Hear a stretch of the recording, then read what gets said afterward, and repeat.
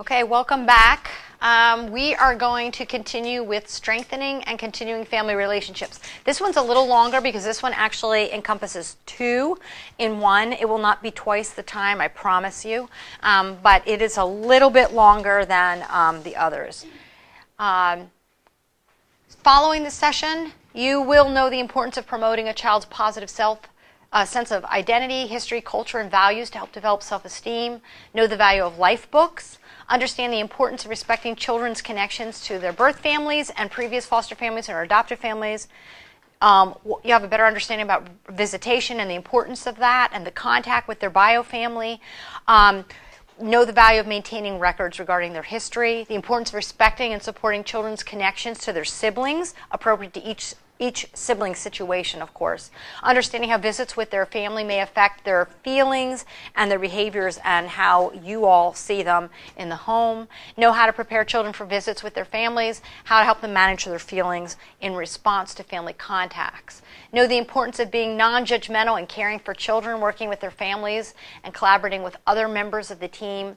Understanding the importance of respecting children's connections to the previous to their biological family, obviously, but even to foster families or previous adoptive families. Understanding the concept of permanence for children and why children in family foster care are at risk for not being connected to lifetime relationships. Understand that reunification is the primary goal and know the circumstances that would contribute to the selection of each permanency goal. And lastly, understanding the reunification process and how children, their parents, and foster families may experience a child's transition from a foster family to the birth family. And that is always very sensitive. I don't know what your experiences have been, but often when families come to us, they want to foster, but they also really would like to adopt. And that is where this can become a little bit of a problem because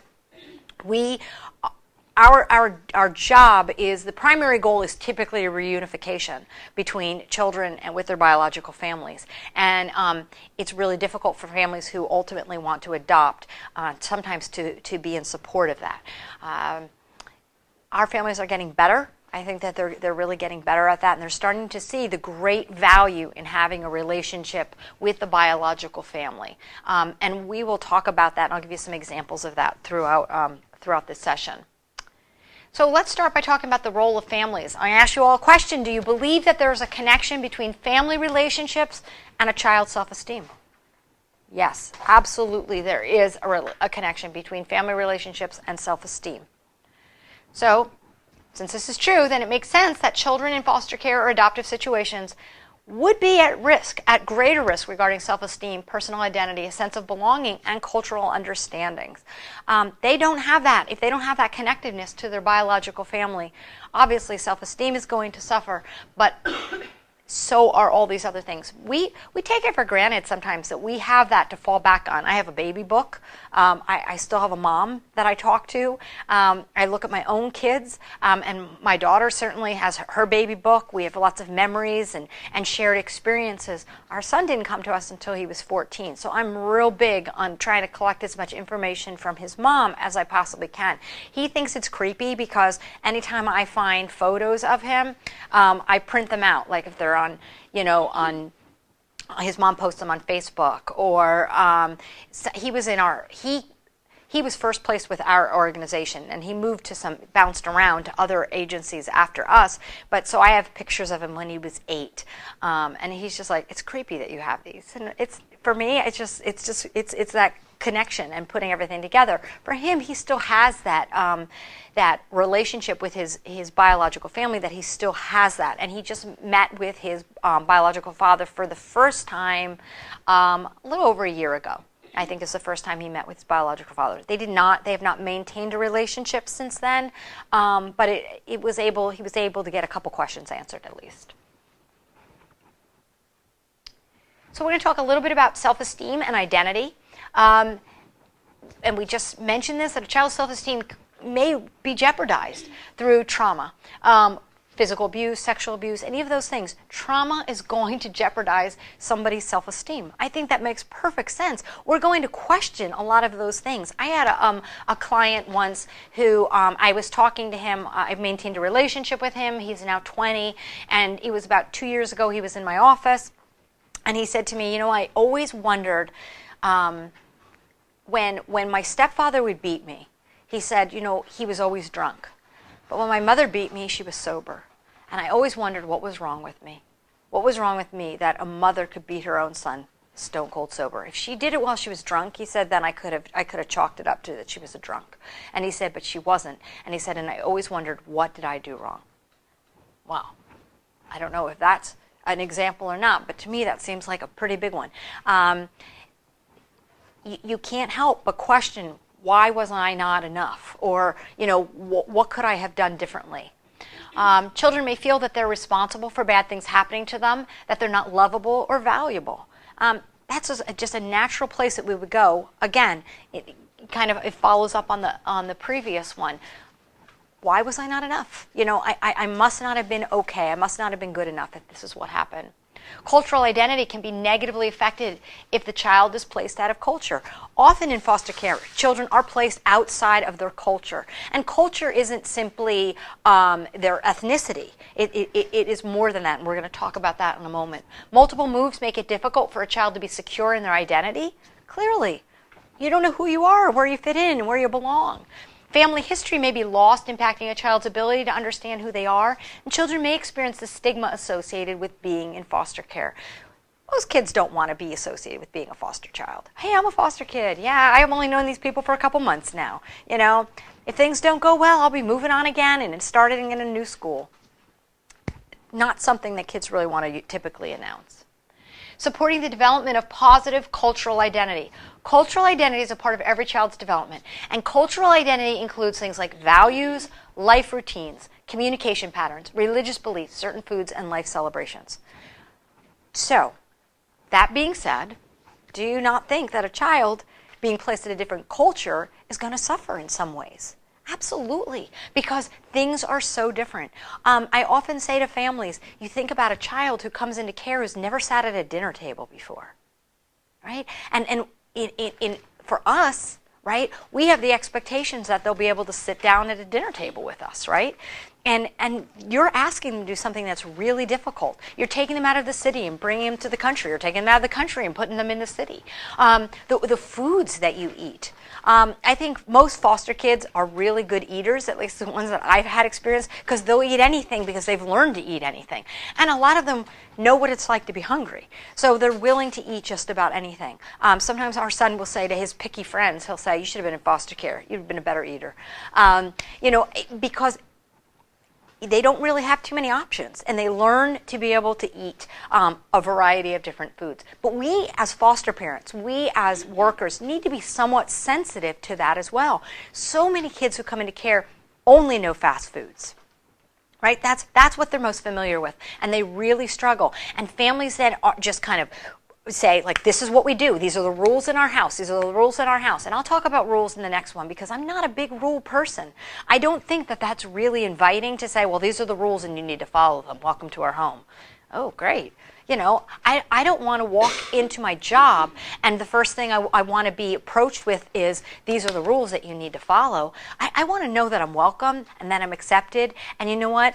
And by the way, here are some rules that you need to know about. Because you know what? It's going to make your life here a whole lot easier. That's great. But if those rules are micromanaged rules, I'm going to be really frustrated. Right? And sometimes families want to do that same thing to a child, and they're not taking into consideration some of the other things. That yes, maybe the rules for your children are you clean your plate, but you're asking a child who's never eaten this kind of food to clean their plate? I don't know that that's a fair thing to do, and we need to really question if that is really the right thing to do, if that's really making a child feel welcome and safe in your home. Anyway, our identity comes from family, how others see us, react to us, and provide feedback to us. We find our identity on how other people see us, don't we? Is that right or wrong? I guess there can be good and bad in that. We have kids who come into care and they see themselves as bad because that's what they were told. That's not a good thing. We also shouldn't think that we have value and worth simply because other people tell us that we do. We need to find that within ourselves. But regardless, we are influenced by the way the world sees us and what they tell us. So we need to remember that. Our kids are removed from their family. They have already, their identity has come from their family, so we need to be real cautious about that. Children who enter foster care often want to keep the identity or the culture of their birth families. That makes perfect sense. And cultural identity includes the development of racial identity. So we're going to talk a little bit about racial identity, but I'm not going to get into this a whole lot. Again, this is in the handout in session 5. So this is something that families will have the opportunity to take a look at themselves, or you as staff as well. But it talks a little bit about development of racial identity throughout the years. So birth to 3, you see that their children are becoming aware of their skin color and that they look different. I don't know how many of you have young children or have been exposed to young children who just simply don't see color, right? We all want to say that. We always want to say, oh, I don't see color. I think that's a bold-faced lie. We absolutely do see color. But little children often do not. They just don't. They might see the color of somebody's shirt, they might see other things, but they just don't notice the color of skin. And then eventually, at some point, sort of sometime after the age of 3, they do start noticing a little bit more, hey, that person has a different color skin than I do. And they start noticing that about themselves. Preschoolers often can identify their own racial or ethnic groups, and they may place a positive or negative value on their own or other ethnic groups. So we know they're really influenced between the ages of 4 and 6. We have 7 to 11, that's a latency age. They have a better understanding about racial and ethnic identity. And sometimes they're more interested in knowing more about kind of where they've come from. Tell me a little bit more about what that means for me. And then 12 to 18 is adolescence, and that's just a general time of exploration. That's like sexual exploration and identity in general. So that's going to include racial and ethnic, in addition to many other things. And they're just trying to kind of figure out, again, where did they come from? Who are they? We see this a lot with kids who've come into care. A lot of them don't feel very fondly sometimes with older kids about identifying with a certain ethnic group or race. And so we're always trying to encourage them that, hey, your ethnic group, your race has made lots of positive achievements and contributions. They have the same entitlements, the same opportunities, but so many of them have come from maybe a different standard of living, a different socioeconomic standard. And so that's kind of what they're looking at. For us, our son is Hispanic, as I mentioned earlier, and his family would refer to us as those white people all the time. Those white people, those white people. That was somewhat offensive to me for a while until I started understanding really what that meant. And really what that meant is you are from a different socioeconomic group than we are. That's really what it was. It wasn't really about my skin color as much as it was you're from a different socioeconomic group. You do things. You own your own home. You went to college. You have 2 cars that aren't broken down all the time. They just saw things very differently. For our son, he was often referred to as a white boy by his family, and that was really offensive and very hurtful to him. And he actually did addressed that with his mom and said, I want you to stop doing that. And what they were saying is he's very different than the rest of his family. Like I said, there's 7 boys, and he stands out.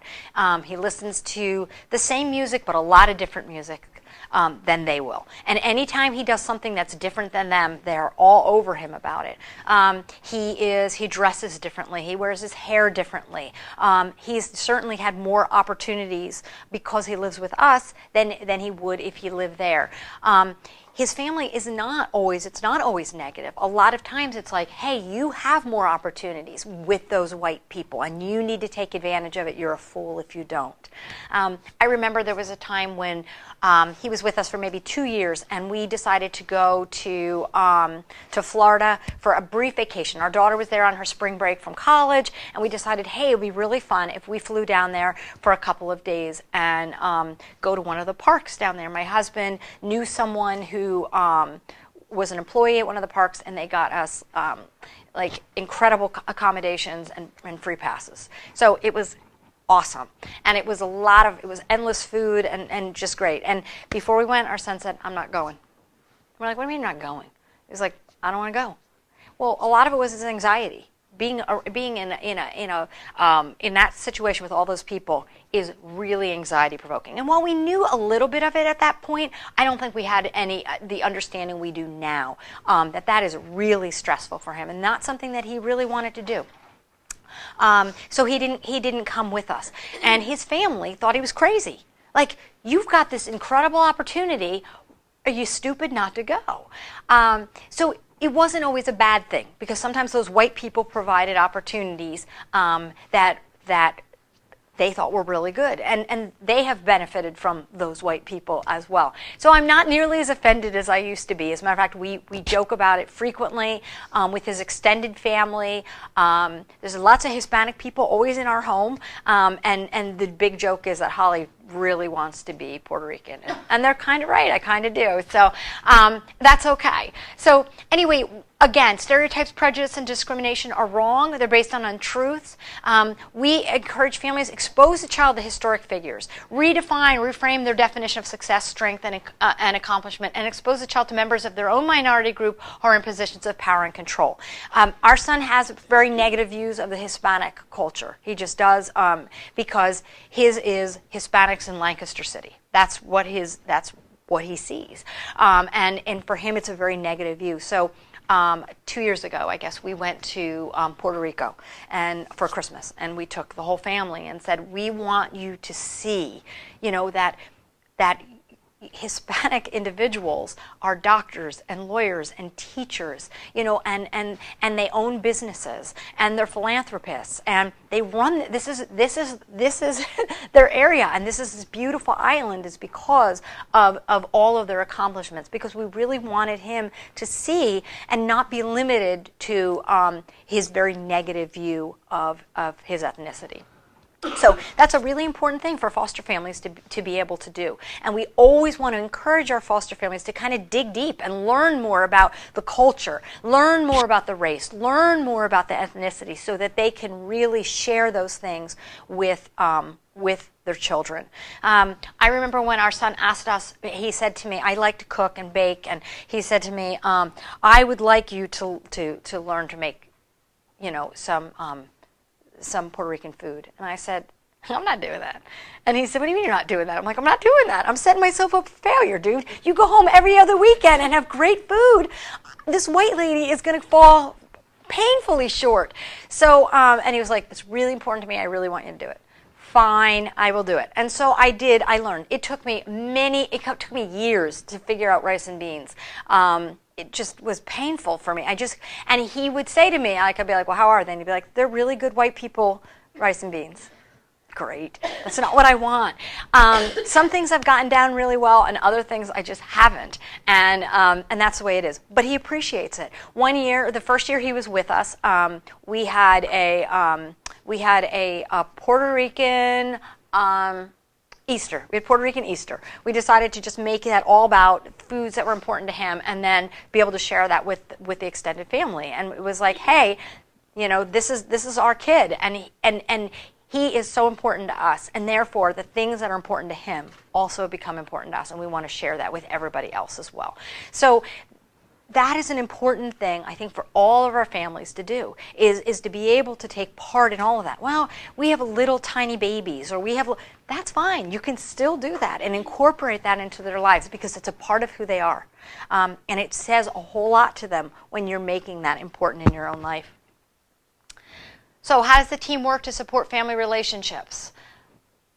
Well, there's a number of things that we can do together to be able to support the family relationship. This, to me, is one of the most important things of anything we're going to talk about. And this is what I always want all of our foster families to really understand very clearly. One of the most important things that can be done is supporting the family visit. Right? Child's going for their visit. I don't want to see you rolling your eyes. I don't want to hear you complaining about it, because family visits are a struggle for most families. It is probably one of the greatest challenges for foster families is supporting family visits. And it is also one of the most important things for them to be able to do. Are they a pain in the neck? Yep, they sure are. They're usually at the most inconvenient times. Sometimes they don't show up, or sometimes they're late, or sometimes you have to adjust your schedule. Yes, all of those things have to happen, and it's unfortunate.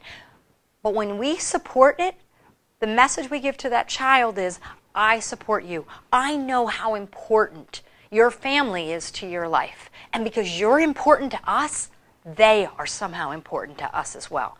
Now, supporting the visit doesn't mean you have to do anything special, but it means setting aside that time and letting the child know that, hey, this is a priority in our lives because you are our priority in our lives. Really an important thing to do. Talk positively about their families. Always. There was a line, I think, originally. It said, talk positively about their families in front of the child. No, you talk positively about the family all the time. It's really an important thing for us to do. I always say to families, look, I know that there are going to be frustrations, and between you and your significant other, or you and your case manager, you may express your frustration behind closed doors when you know that child is not hearing. To not support their relationship with their parent is absolutely detrimental to the relationship between foster parent and child. It is detrimental. There is nothing good that comes out of a contentious relationship between the bio family and the foster family. I've just never seen anything good come of it. So they need to talk positively about their families. Well, it's hard for me to find something good to say. You can find something good to say. I remember when my mom, when we were younger, and I actually stumbled upon a book that I wasn't supposed to find, I guess, and it was like a parenting book that my parents were taking a parenting class at church, and my mom had written down things that she didn't like about us, and apparently I was a very gross eater, by the way. I did not know that, but I learned it, and I really quickly tried to change that. But one of the things that I had learned, and then talked with my mom about it as when I was older, was she really struggled liking my sister when she was younger. She was just not a likable child. She was real whiny. She's younger than me. She was just a weird kid. She's a very normal adult, by the way. I just want to say that. Like she's awesome and great and wonderful. But as a kid, she was just a little bit of a weird kid. And she was just very, very emotional and very sensitive and really difficult. And I, supposedly, was really easy. Just real chill, easy to get along with. And so then 4 years later, my sister comes along, and my mom really struggled to like my sister. And so she went to her friend who was older and had older children, and she said, I don't know what to do. Like, I love her. You know, I would do anything for her, but I don't really like her. I'm not real connected to her. What do I do? And she said, every day you're going to find one thing about her that you like. And she said, and it's going to start out shallow. Boy, I like that you picked up your wet towel off the floor and hung it on a hook. Oh, I like that you put your dishes in the sink tonight without being asked to do so. Whatever it is. She said, I don't care how small it is, but every day you're going to find one thing. And then you're going to find two things. And then you're going to find three things. And then eventually you're going to find that you really are going to start liking her a whole lot more. And that's exactly what happened. My mom said, I actually found that there were things that I wasn't appreciating. I was getting so caught up on the things I didn't like that I was missing, and I was losing sight of the things that I really did enjoy about her. And I think that we can do that too, and encourage our families in that as well, that there are things that are likable about the families, and we need to be able to find what they are. Sometimes it's as simple as, your mom looks really pretty in blue. I like that she was wearing that blue shirt today. Yep, sounds really shallow and really sad, but you know what? It's a start. It's a start. And so we need to talk positively about their families and find a place to begin. Encourage birth family participation in decision-making for the child, or asking for birth parent input or assistance on parenting issues. This is really critical. And the reason that I think that this is so important is because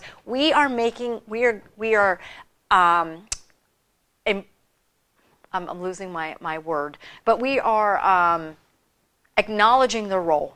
We're acknowledging their role as birth parent, and that's a really important role that they play. And we need to be able to do that and say, you are the birth parent, and I recognize that, and that's a valuable role. However, this is my caution. If you ask, be prepared to take that advice. I remember many years ago my husband saying to me, you know what really bothers me? When you ask my opinion on something and then you don't take it. Well, no wonder. That would be an annoying thing, right? I mean, that's not very nice.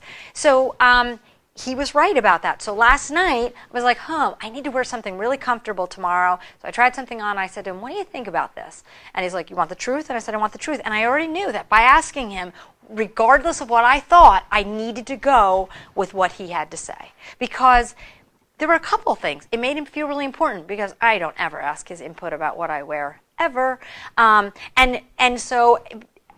But I needed to because it would be demeaning otherwise. It's saying to him, it's like saying, does this dress make me look fat? No, I think it makes you look great. I think it makes me look fat, and taking off. Because what am I saying? Your opinion really doesn't have any weight, any importance, any value whatsoever. That's what you would be saying to that birth parent. So if you're going to ask them, be very careful about what it is that is asked. One of the suggestions I often give is picture day. Picture day is a great time to get mom or dad involved. And you can control that. And you can take 3 pictures. Picture of outfit 1, outfit 2, and outfit 3. Well, who's picked all 3 of those outfits? Well, you have, right? So it's very safe to be able to say, hey, which one would you like them to wear for picture day? And let them choose the one to wear. Then what should you do? You should give them a copy of the picture, right? You should really go to the dollar store and get a frame it, put it in a cute bag, and give it to her as a gift. What have I just done? I have just made her feel really valuable, haven't I? I have said to her, I acknowledge your role as birth parent. Sometimes it's really hard for us to care about the birth parents because some of them have done some pretty crappy stuff. But it is really important because if I love this child, if I'm committed to this child, they come kind of part and parcel with the package. They really do. And I have got to be able to honor their role. It doesn't mean that I have to say, I like the things that you did, but I can say, I appreciate that you are the mother of this child. And there's value to that. I remember once my son said to me, sometimes I'm angry at you because you didn't find me sooner. And my life could have looked really different if you had found me sooner. And I said to him, I get that, and I hate that you've had so much pain in your life. I hate that you've had so much pain, and he carries it with him as an adult. But I love who you are right now. I'm pretty crazy about him, and he is who he is because of the pain, in spite of the pain. I don't know. And so I have to give his mom I've got to give her something. He came from her. She was the greatest influence in his life the first 8 years. There's something about her that I have to appreciate because of the young man that he is, because he's pretty awesome. Anyway, so that's a really important thing, though. Ask them about school. If you don't want to take their advice, then don't ask for advice, but you can ask them things about, hey, how did he do in math? How did she do with interacting with other kids in the past? Those are very appropriate questions to ask. Obtain pictures of the birth family. If the foster family has the opportunity, we can take pictures all the time. We have a phone. Ask if you can take some pictures. And then again, develop those pictures. Put pictures in the child's room. If you come to my house, on the side of my refrigerator, there are framed pictures, there are magnetic pictures of our son's family because they're an important part of our family too. Love them or not, they are an important part of our lives. They really are. Plan for phone calls and letters. What I mean by this is some of our kids will have an opportunity, maybe every Tuesday and Thursday at 6 o'clock, they get a phone call with mom. All right, mom calls in or you call mom. Make that time special. Set that time apart. I cannot tell you how much it annoys me when I hear families that are out to dinner and the child is out to dinner with them trying to talk on the phone. Or they couldn't make it because they were at a baseball game or whatever. I get that life goes on, but you have got to set aside that time and say, you're important, you're valuable, I know this is important to you. We have to do that. So if that means you're at a baseball game, then you set that time aside that you're going to go sit in the car for 15 minutes for a phone call. But set it aside. that just says so little to the birth parent who's making that phone call if you can't make time. I have some families who are just amazing in this regard. I had a foster mom who she would call the birth mom, and they would always have about 10 minutes alone to talk, and she would give her all the updates. Didn't have a good week at school. This is what was going on. It would be great if you could maybe address this with her, because she knew there was reunification was going to be happening, and she needed to prepare this mom to know how to discipline her child. And so she was kind of really instrumental in kind of training and teaching.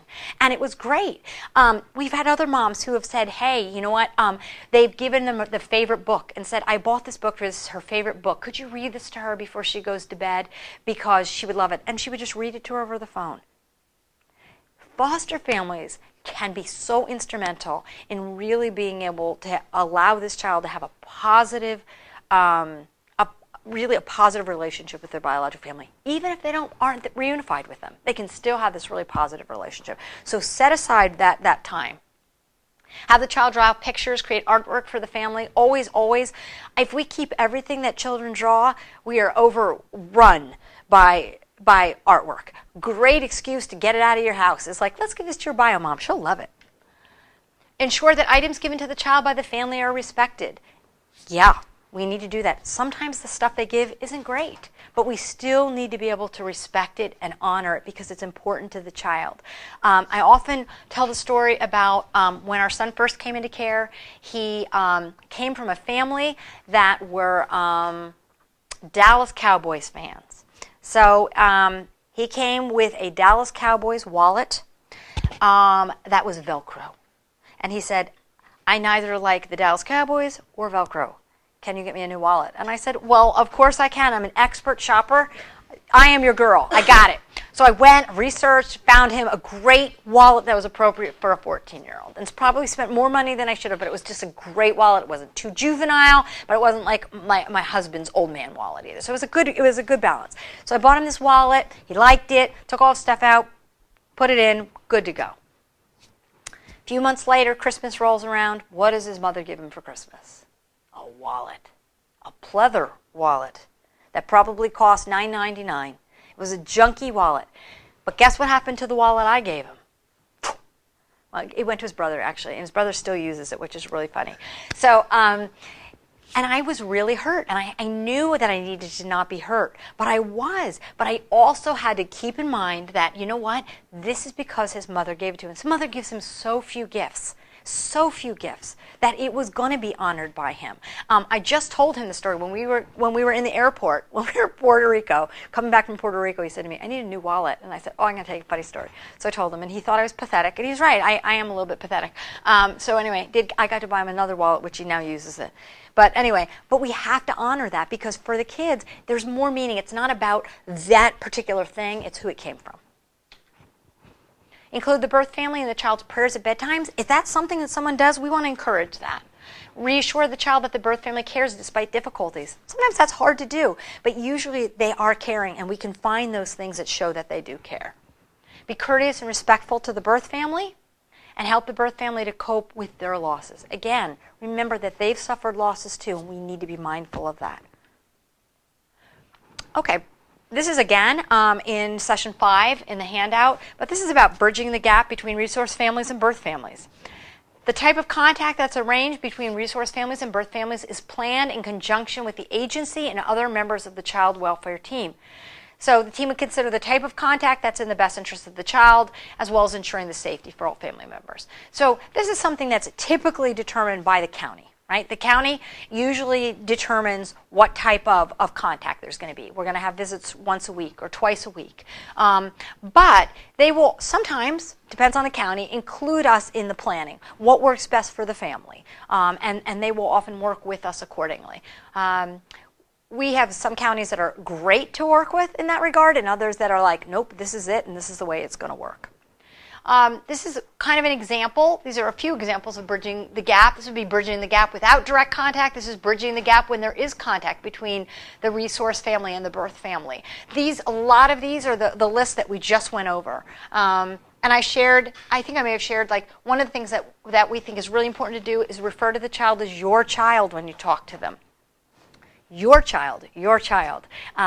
Did I tell you what your child said? Or I do that all the time with our son's mom, because I needed to do it, because I needed to acknowledge her role. It was more for me than it was for her, but it was beneficial for her to hear me saying your child.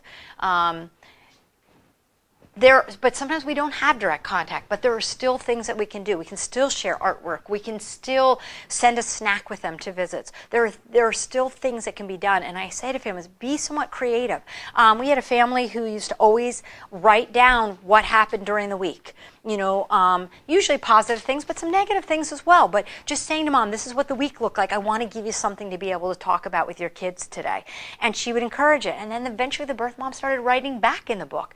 And that was their way of communicating. They never saw each other, but they were able to communicate back and forth through that book. And it really became really a powerful tool for them. As a matter of fact, when they started talking about adoption for these kids, mom said, I will agree to adoption as long as it's just with this family. And it was this wonderful thing. And they have maintained contact since that time, well after the adoption, because of the way that she respected this birth mom. It really made a difference. Here's just a couple of other examples. Again, they're in the handout, so I'm not going to go over it in great detail. But it gives different examples of things that we can do to really bridge the gap. Bridging the gap involves consistent contact and visits with the child and their birth family. I mean, there is a gap that has to be bridged. We are very different people, and we both care about this child, but there's also very often just a natural kind of contention that exists, especially between the moms, because everybody wants that. In my own situation, like I said, I'm not mom, right? She's mom. And there existed, I wanted what she had and she wanted what I have.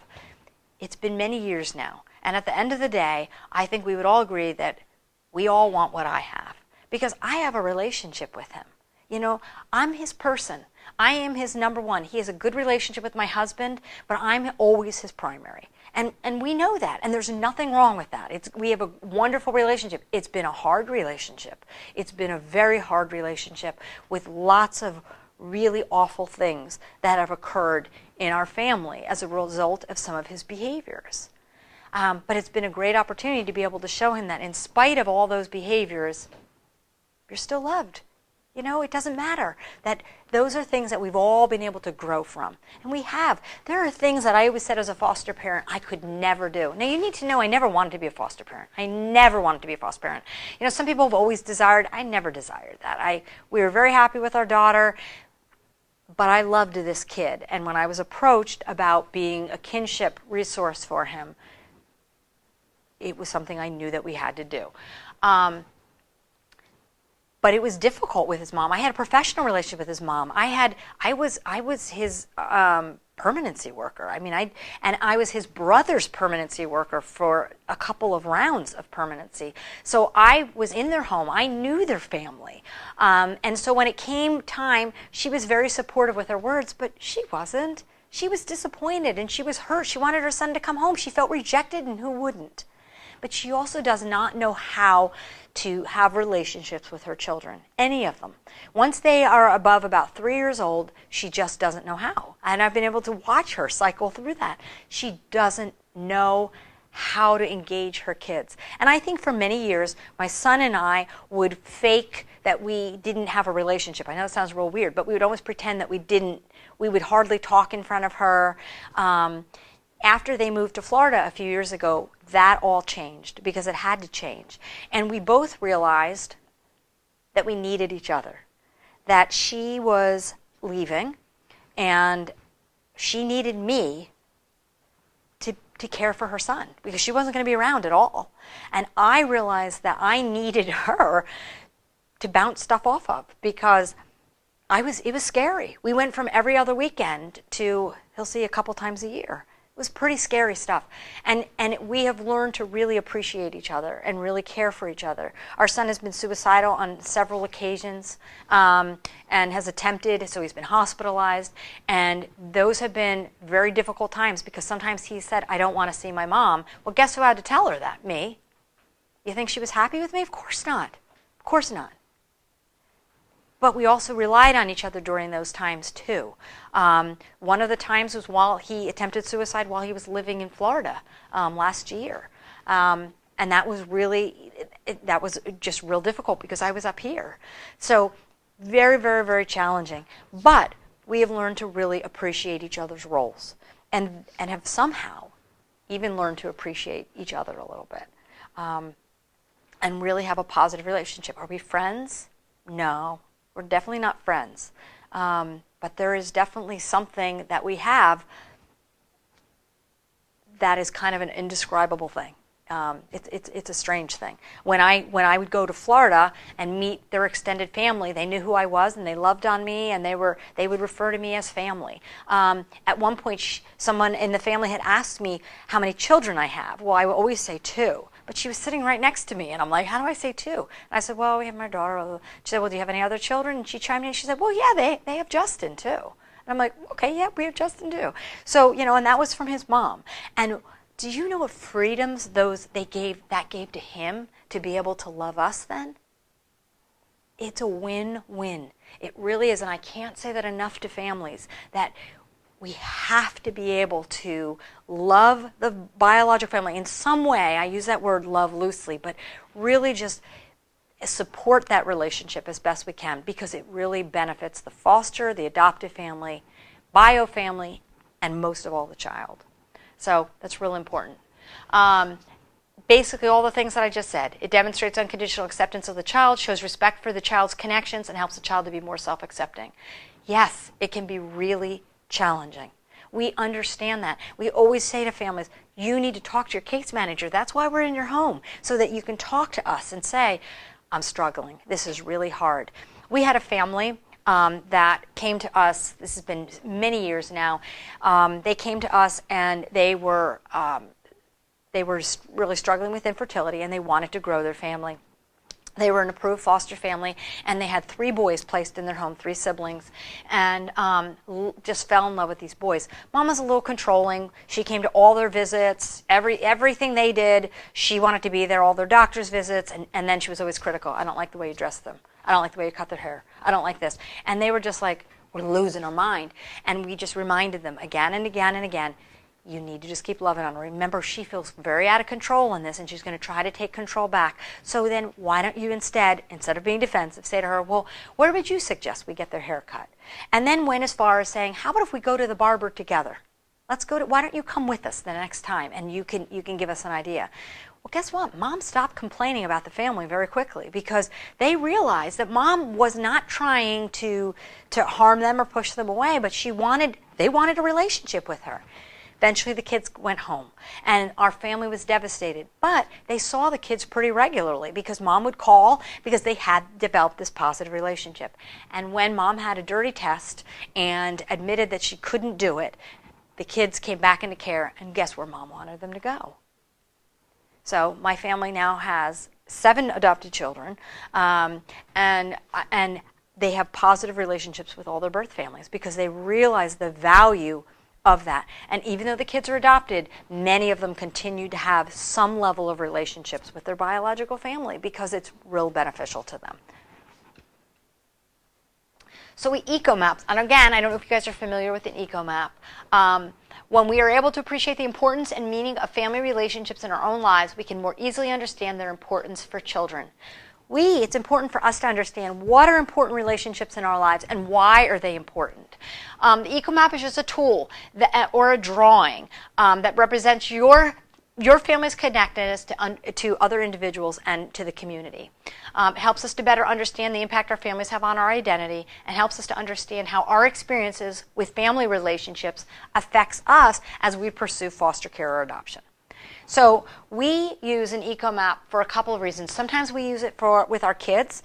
We would use it in prep, again, to see where our connections are with kids. Now, there's different things, like a dotted line, I think, is, I forget. I have to look at my chart. But all of them there are different codes. You know what I mean? There's different keys, like a severed relationship or, a very casual relationship, different things like that. So we always ask our families to complete this. This is, again, one of their homeworks, and we ask them to complete it. Like, hey, what does your life look like? Talk to me about your family supports. Talk to me about friends and your developmental needs. What are what is the community like? What are the supports in your life? And so this is often what, a typical EcoMap might look like. Then we will often ask them not to complete one, but to think how it's going to change the placement of a child. As you can see, there are a whole lot more circles on there, aren't there? Because a placement of a child brings in a whole lot more, right? We've got maybe therapy, we've got bio families, we have maybe former adoptive or foster families that we're going to involve, siblings that are going to be involved, we've got school, we've got sports, lots and lots of things. And sometimes families forget all of those things. Or sometimes families think it's going to be so great and forget that it's often very chaotic, especially when you have your own children that you have to consider. So we always have families just complete the first one for themselves, and that's part of their homework. And then just asking them to consider how things are going to look after the placement of a child in their home. So let's talk a little bit about supporting family connections and family continuity, because they are two different things. Family connections demonstrate unconditional acceptance of the child. Okay, this is their connectiveness with their family. So when they're going, visits are a great example of a family connection, right? And it's demonstrating this unconditional acceptance. I'm going to be here for you. How is it? Do you guys ever have kids that don't have visits? Families always think it's kind of great when they don't have visits, but you know what? Those are the kids with huge behavioral issues often, because unless it was a real severe abuse situation where the kids don't want that contact, it's really hard to not, that your parent isn't showing up for a visitation. Really difficult. I told you earlier, we have an 11-year-old that we've been working with lately, and he's been with us for a couple of years. Not one time did either of his biological parents come and visit him. Not once. And then when we terminated, that was that. I mean, it was the easiest termination in the world because it didn't seem that anybody cared a whole lot. At least that's how it seems to him. How could it not? Family connections show respect for the child's connections. Right? It shows that there's respect there. We're showing, the way we respond to it shows that we respect this child and his or her relationships. Family connections help the child to be more self-accepting. Right? They can be more accepting of self when they have positive relationships. So one of the best ways we do it is through direct contact with their family. Connections to family, culture, and community.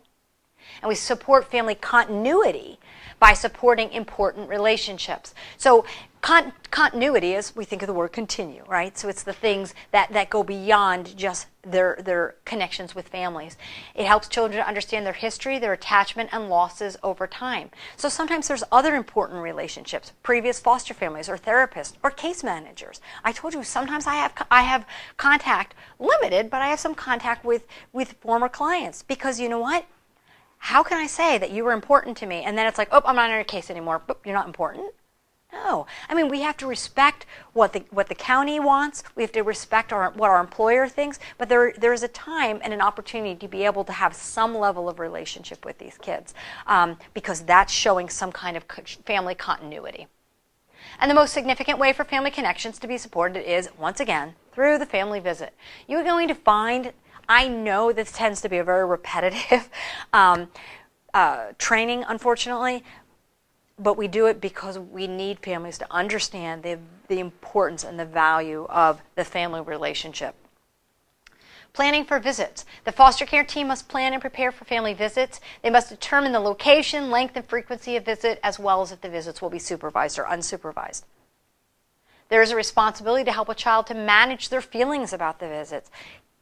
Kids don't always know how to feel about their visits. And it's our responsibility as workers, and it's certainly even more important as families, to be able to help a child to kind of work through what some of their feelings might be regarding the visit. And allowing them to feel safe. It's okay for them to say, I wish I still lived with my mom and dad. It's a really hard thing for a foster family to hear because they feel like it's rejection, but it's not. And we need to allow them to hear that. If reunification is the goal, the visiting plan will include longer, more frequent visits over time. Families need to know that. That's just going to naturally happen. There will be more frequent visits, and they will probably be more unsupervised. Another important thing is that even when a case calls for TPR, which is termination of parental rights, that doesn't mean that we're moving toward TPR and that means, guess what, visits have ended. It does not at all mean that visits are going to end simply because of TPR. The team still has an obligation to arrange for visitation until TPR has occurred, until it has been finalized. At that point, a number of things can happen. Sometimes certain counties will be like, okay, that's it. I personally like when there's a final closing visit. I just think I like closure. I'm a big closure fan in any kind of relationship, and I think that it's the right thing to do. Closing visits are rough because everybody knows it's the last visit, but I think that a child has the right to have that, and I think a biological parent has a right to say goodbye to their child. And although visits are important for family relationships, children could react in different ways. We never know how they're going to respond. Some kids are super neutral. Those are great when it's just like another day in the park. Some kids can react really emotionally about visits.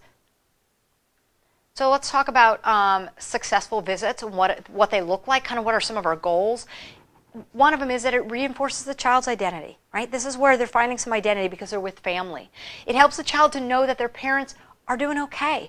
Kids worry so much about their parents. If they're not there to take care of them, how are they doing?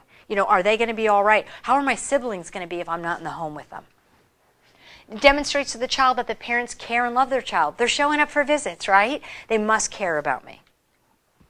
It gives a child a sense of hopefulness. It gives them a sense of, you know what, my parents are going to be okay, and maybe they're doing what they need to do, and I can go home someday. It helps alleviate the child's guilt. Like I said, so many of these kids come into care thinking it was their fault in some way. And being able to have visitation and being able to work through some of that helps them to be able to work through any feelings of guilt. It reinforces family strengths and competences.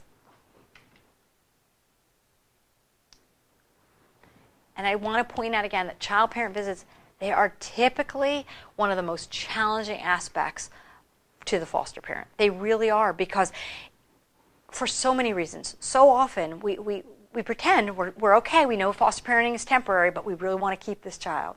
Sometimes it's just a matter of concern that this makes life difficult for this child. Sometimes it makes life difficult for you. It's just inconvenient, right? You have to deal with the negative behaviors of a child coming back from a visit. It's just inconvenient. It's just inconvenient for me to have to drive 45 minutes each way, twice a week. It's a variety of different things, but I think that this is really one of the biggest problems that families have about foster care is visitation. So here's a couple of examples of a child's reactions to visits. Some of them, sometimes when they're first taken away from family, we've got a lot of shock. They're working through the whole grief process. Some kids are actually really happy about it. Some kids are relieved that they're being taken out of an unsafe environment. When they first see their parents on a visit, sometimes they can be really excited. Sometimes they're fearful. They don't know how they're going to respond. When they must say goodbye at the end of a visit, they can feel fear, sadness, anger, relief, anxiety. And then when they return to the foster family, sometimes you're getting some of those same feelings: sadness, anger, depression, relief, maybe elation to be able to be home. It's across the board, right? You don't know what to expect from kids. It could be a number of things. They don't always know how to react to visits. Sometimes you don't know how to. Our son would go home every other weekend. This is how it looked for me. Okay, it's a weekend. I come, drive you. I talked a lot because I had lots of anxiety about it. I would drop him off. Sometimes if I had time, I would go in and talk to his mom, but that was always like a 2-hour event. And then, and so a lot of times I would try to plan something like a work thing, and then I I would just drop and say, tell her I have an appointment, and then I would go to my appointment. And so I would visit her every once in a while, but it was usually a couple of hours spent with her, and so it was a long time. And then usually I would cry on my way to my next place because I just had so much anxiety, so I'd cry. And then I'd get there and I'd be fine, and then I'd be okay, and I'd have anxiety throughout the weekend. But like I said, we would normally talk throughout the weekend, so it was okay. And then I would pick him up, and I would have major anxiety picking him up, just feeling like I was like shaking because I just never knew what he was going to be like when I picked him up. And he was usually pretty quiet, and I'd ask a couple questions, but I just hated it because it wasn't our relationship, and it felt really false and hard. And we would come home, and he would normally go downstairs to the family room and pick up his guitar, close the door, and close us out, and play guitar and readjust, because our world is different than that world. Is our world better? Not necessarily. Not necessarily. That's his biological family. That's where all of his siblings are. Just the three of us. We're duds, Just the three of us. There's a lot of excitement. At our house, there's consistency. There's none. At our house, there's a lot of love. At his bio mom's, there's not. But they're the bio family, and it mattered. And when he wasn't there, he felt like he was missing out on stuff. It was difficult, and it was difficult for me, and I knew better, and it was still difficult. So it can be a really troubling thing for all of us. It was hard for him to reacclimate, and it was hard for us to kind of let him go. And that's how it was, and that's how it is for families, whether it's an hour, every other week, or whether it's, every, 2 or 3 times a week for a couple of hours. Either way, it can be really difficult for the child and for the family. Same thing about behavior, and I'm not going to go through this whole list again. All this is in the handout. But a variety of responses about how they're going to feel about being taken away, seeing their families for a visit, saying goodbye at the end of a visit, coming home. We encourage families often to do something special, something that they can always count on after a visit, always going to, like for fast food, or always getting ice cream, or always something that they can count on that's a kind of a fun thing for them to look forward to, because it can be a difficult transition.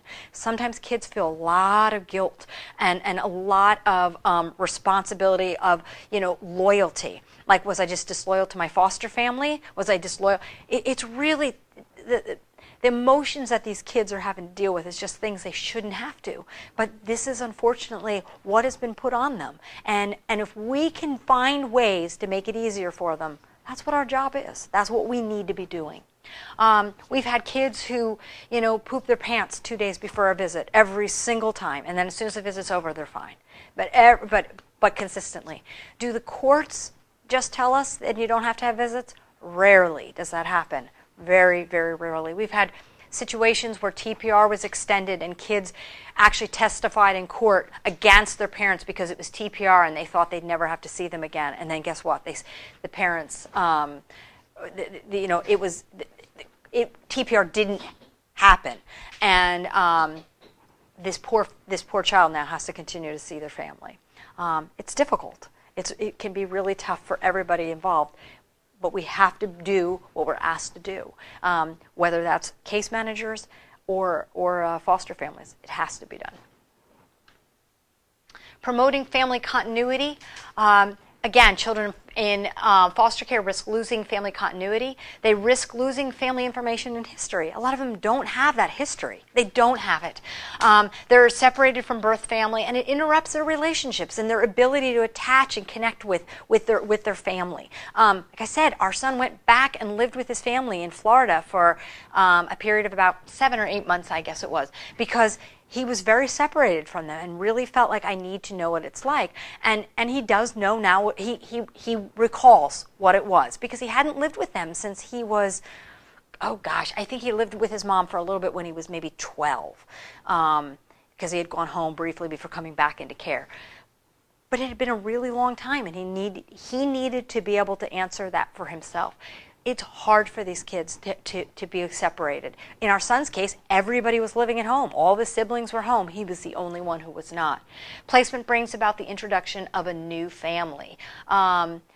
Absolutely. When a child is placed in our home, right, in any family's home, it brings on the introduction of a new family for that child. we have to make some adjustments, but boy, they do too. And again, like I said, loyalty issues become involved. There's so many things that they have to do with this new family that's being introduced in my life. Not new replacement, but kind of additional new.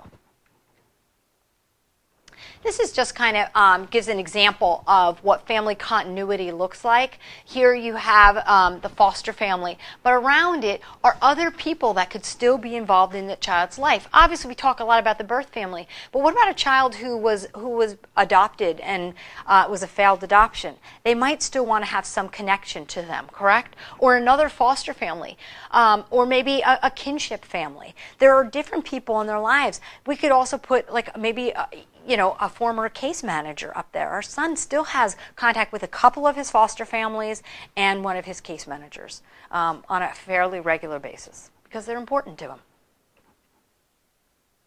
So that brings up life books. And for those of you who aren't familiar with life books, they are a scrapbook, an album, a loose leaf binder, or a portfolio that contains a record of a child's life kind of before and during foster care. That's really what it is. So many of our children have lost that. They don't have that history.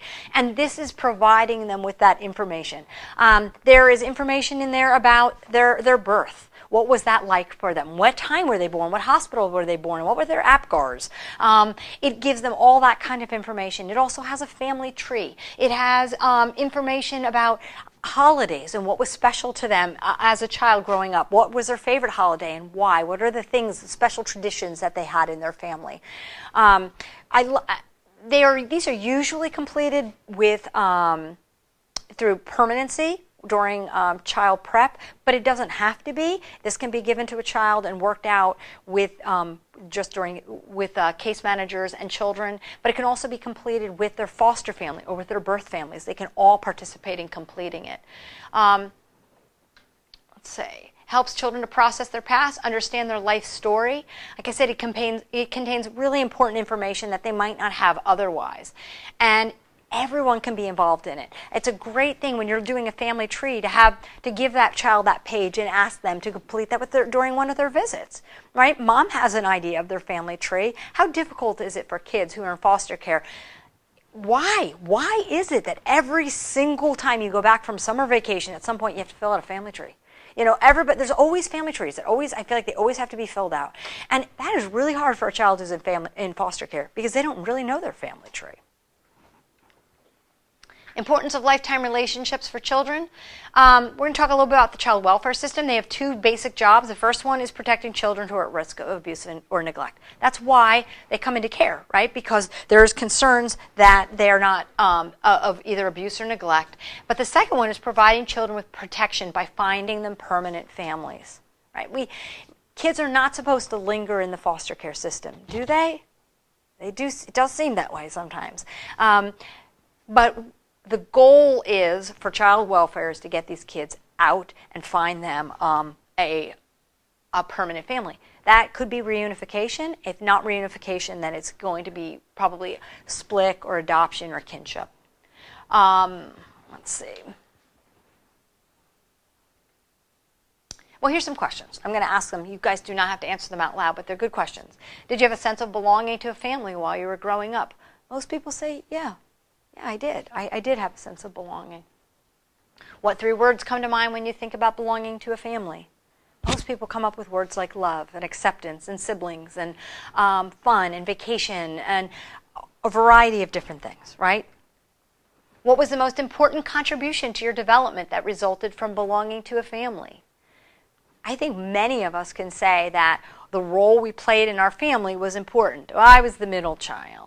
I was the peacemaker in my family. Oh, I was the family jokester. Whatever it was, we often played a particular role in our family.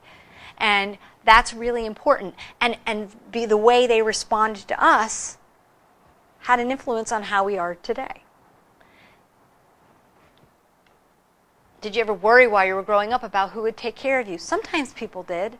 But most people didn't. Most children didn't have to worry about that. Most of us probably could say, no, I knew my mom or my dad or my grandmother, but somebody was there who would take care of me. And who are the people in your life you believe will be there for you if something bad happens to you? You know, if you get sick, if you have financial problems, or, you know, usually it's family. And you think about our kids who come into care, they're going to answer a lot of these questions very differently. And they're going to have a lot of concerns about it because they're really not sure what to make of all this. Because what happens when I'm 18 or I'm 21 and I don't have a permanent family? They need to have that permanency so they can feel that they can answer these. So maybe they would say, did you have a sense of belonging to a family while you were growing up? I didn't, but you know what? When I was 8, I found my forever family. And that's when I started having a sense of belonging, right? And they can start answering these questions maybe a little bit later in life than some of us. But boy, hopefully we can offer them that. And only that can only be done through some type of permanency. So this is ASFA. This is the Adoption and Safe Families Act. Some of you might be familiar with that. It was passed in 1997 to improve the safety of children, to promote adoption, support families, and address problems that cause delays in permanence. I know it's hard to believe that there were even greater delays in permanency back prior to 1997, but there really were. This ASFA has hopefully made the process move a little bit more quickly. Now, there have been changes to ASFA since 1997, and I've tried to include them in this slide a little bit. But basically, here are some of the primary goals. That reasonable efforts must be made to preserve the family before placement, prioritizing health and safety of the child. So we need to preserve the family first, right? And that's why in 95 or more percent of cases, the goal is what? Reunification, right? Because they're trying to preserve the family unit prior to a permanent placement with another family. A petition to terminate parental rights must be filed for any child in care 15 out of the last 22 months. Now, there are exceptions to that, and if you're in doing this long enough, you're going to know there's too many exceptions to this. I always talk about this being the very unmagical magic number, because people say, well, I've heard 15 months. 15 months is when it should be happening, but it is not always happening that way. That would be very nice, but it doesn't always happen that quickly that TPR is pursued once we hit that 15-month mark. States are required to make reasonable efforts to place a child for adoption with a relative or guardian when adoption is the goal. That has become huge. That has exploded. I have found in my role, and you will find in your role as well, that so much of what we do is kinship anymore, because it's really being encouraged to find a kinship provider for a child as opposed to just placing them with a foster family, an unknown foster family. Kind of what's happened. So they are looking for relatives, guardians, or just someone that would be considered kin, maybe a teacher or a family member. Family member of like a best friend, their family, a variety of different things to keep children out of just your traditional foster care and have them go through the kinship route instead. And foster parents must be given notice of an opportunity to testify at any court hearing involving children. This does not happen very often. As a matter of fact, sometimes we have families that would love to testify and are told that it's not necessary for them to testify. This is a little bit of a sticking point with a lot of families, but that was a part of ASFA, that families are to be given the opportunity to testify at court hearings. Talk a little bit about concurrent planning. The primary goal for every child is early permanence. It's supposed to be more child-centered that way. Again, sometimes when you've done this for a while, you don't always feel like it's as child-centered as you'd like it to be. I think the reason that we do what we do is because we believe that children should be safe and provided for and nurtured and loved and be given every single opportunity, hence being child-centered. Sometimes the system, which is a little bit broken, makes it difficult to feel like that's being done. But it is the primary goal for every child to have early permanence and not to linger in the foster care system. Another part of concurrent planning is full and honest disclosure with the birth parent. The county should be having very, very honest conversations with the birth parent about what they need to do in order to have their child returned to them. We need to be searching for relatives or other kinship to care for children. Intensive services for birth family is to assist them toward reunification. That's why part of their goals is to be able to have counseling and to be able to go through parenting classes, because they want to be able to provide services so that they can be reunified with their children. Frequent visits are encouraged to help parent and child maintain attachments to each other. Visits have changed so much. It used to be like every other week, and that was that. And that has changed a lot, and visitation is becoming much more frequent than it used to. And an alternative permanent plan is created as a backup plan to the original goal of reunification. That's a big part of concurrent planning, is that we have this backup plan now. It's not just reunification, but it's reunification. And if reunification doesn't happen in 15 months, then we're moving to our backup plan, which might be adoption. And that's just a part of the concurrent plan.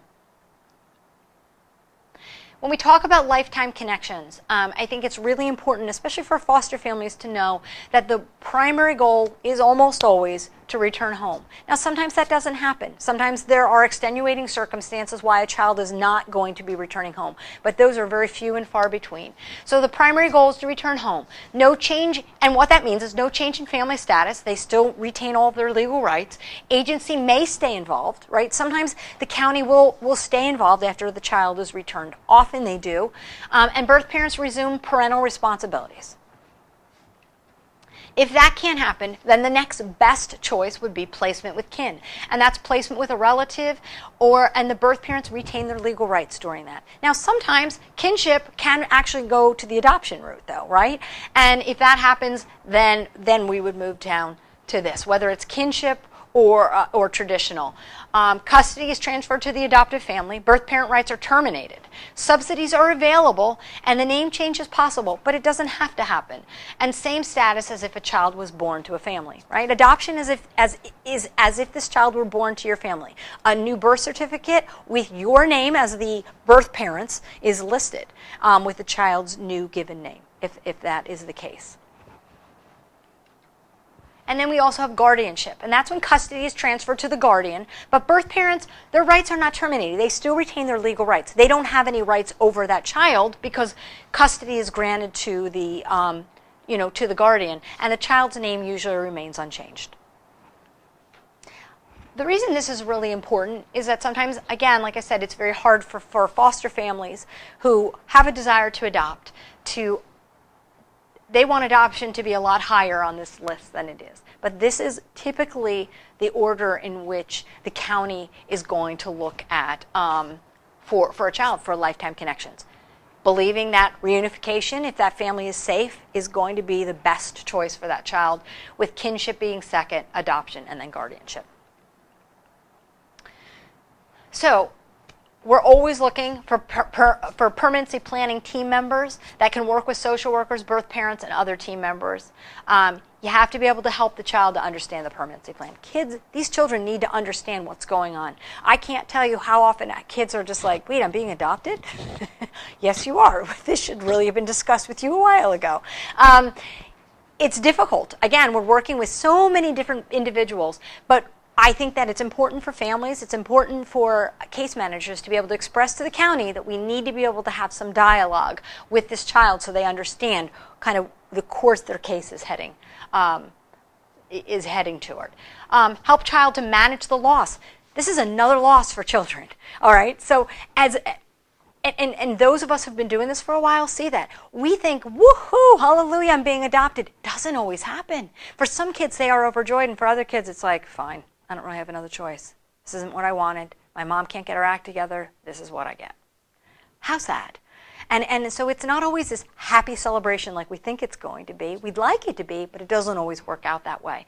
This is a loss for kids, and they need to be able to express that and grieve appropriately. Help children to make permanent attachments. They need to start making new permanent attachments to another family, but just to other individuals. They can still retain permanent attachments to their biological siblings and even their biological parents if that is deemed to be a positive thing for them. Help children to cope with changes and transitions, and help the child to maintain their connectiveness. This is my slide about older youth because I think older youth also need families as well. Emancipation can happen at the age of 18 or 21. Older youth living in your home require more independent living skills, but they need to be prepared because what happens for them when they're emancipated? Who do they have? Who do they have? What often happens is that they'll return to their biological family. I find that more times than not because they feel like, you know what their mind is telling them is different than reality. But they need to go and they need to experience it. Sometimes those kids will come back into care. And fortunately, they're allowed to. They can emancipate at 18 and then say, oops, can I come back in? And they can. They can come back into care voluntarily. And some of them need to do that. I always try to convince them to stay, but they need to do what they need to do. And if they're like most 18-year-olds, they think they got it all figured out and they're an adult anyway. So, but teenagers have a whole lot to offer as well. And I love when families are open to the idea of maybe having a teenager come and live with them.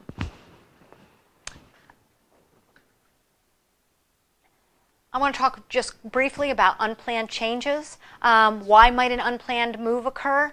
Sometimes the behavior of the children. Like I said, I hear families often say, you're so special, you're so wonderful, you're never going to have to leave, and then we get a phone call saying they got to go. I often say to families, shut up. Like, don't say it. Why don't you just show them that you care about them, but don't say it. It means nothing to them. So often it means nothing to them, and it's going to be more harmful than anything else. But sometimes behaviors of children are just more than certain families can handle.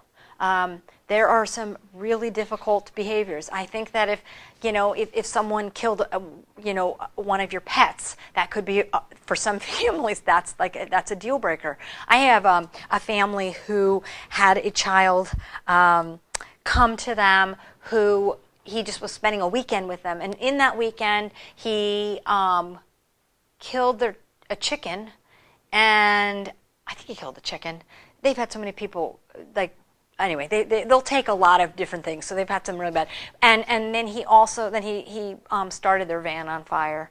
And they were like, I don't know, we'll consider permanency for him. We're like, no, we're not going to consider permanency for him. We're not going to. These are so some families can handle some behaviors that would not be managed by others. And so we need to be able to understand that. But an unplanned move might occur because of the behaviors of the child. Might be because of kinship. I remember I sat on a panel once with a couple of individuals from Lancaster County, and one of them was a young man who was in his 20s, and he shared with me that when he was, I think he was about 15, he had come into care and moved around a little bit, found a family that he absolutely loved and that loved him, and they were talking about permanency, and he was very excited, and then the county worker came one day and said, we're moving you. What do you mean you're moving me? And he's like, we have kinship for you. And he's like, but I don't want to move. And they said, doesn't really matter what you want, it's kinship, and kinship overrides traditional family, you got to go. And it was his uncle that he had never known in a state where he had never been. And so he moved to North Carolina, and how do you think his behavior was? Horrific. Horrific. He didn't want to be there. Dropped out of school. His father was livid. His father beat him because, it was just a total train wreck. Does that happen with everybody all the time? No. But we always want families to know you can have that sweet little baby in your home that you think you're going to adopt, and then kinship steps in, and it can really change everything. And that's very disappointing and very sad when it does, but we need families to expect that can happen, and even children when they're older to expect that it can happen. A child could run away. Kids do run away. An older child could have lots of resources, and they can run and not be found. And then there might be an emergency in the foster home. It's not unusual for us to get referrals for a family that needs a child gone because they have a sick parent in another state and they're going to have to move out of state to go and take care of them. Or perhaps there's an emergency in their own home. The family's getting a divorce or there's an illness or death. Things do happen. So we want you to be prepared for the unplanned move, prepare the child, and identify supports for yourself and that child, because moves, regardless of what's going on, affect everybody. Even if you're the one who requests the move, doesn't mean you necessarily want it. You're feeling pretty devastated and feeling maybe in some way, like as a foster parent, that you have failed. And we don't want our families to feel that way. We want them to have supports, be able to talk about it, and be able to talk about it with the child. Foster families, adoptive families, and case managers must all be accepting of a child's culture and birth family. We're closing. This is our closing. It's important that foster and adoptive families address their feelings in regard to bridging the gap with birth families. Parental involvement in a child's life is necessary when appropriate to boost child self-esteem and mental health. And foster and adoptive families can maintain family relationships through consistent contact with the birth families through the use of life books and eco-maps. That's it. So, you guys have any questions? Okay. Great. We are done with family relationships, and we're going to then continue and close the day with discipline.